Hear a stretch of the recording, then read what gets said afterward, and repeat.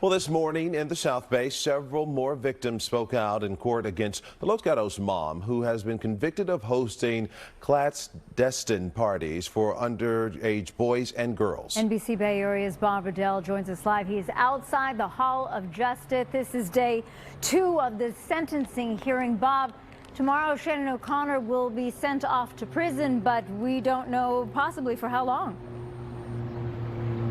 That is the question. For how long? The young woman who spoke at the Hall of Justice behind me here in San Jose this morning, along with 2 of their mothers, they want the judge to show no mercy for Shannon O'Connor. They want the maximum sentence. One young woman said this to O'Connor this morning in court, quote, "I like the idea of redemption, but truly want the worst for you." In March, jurors convicted the 52-year-old mother of more than 40 crimes for hosting these clandestine parties at her home in Los Gatos, where she served alcohol and handed out condoms. These were parties attended by minors, some as young as 11 years of age. And in some cases, O'Connor encouraged the boys and girls to have sex with each other. O'Connor looked down at the table in court, didn't look to turn back at her victims as they read prepared statements before the judge.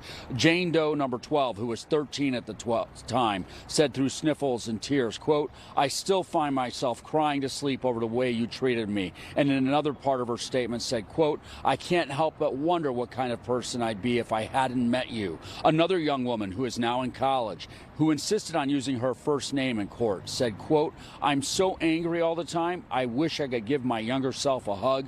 Another young victim said this about O'Connor, quote, "When I found out you got beat up in jail, it was one of the best days in my life." 7 victims spoke yesterday, 6 today, 3 more tomorrow. It's not clear if O'Connor herself will address the court before the judge sentences her to prison tomorrow. She faces more than 30 years behind bars. Reporting live here in San Jose, Bob Redell, NBC Bay Area News.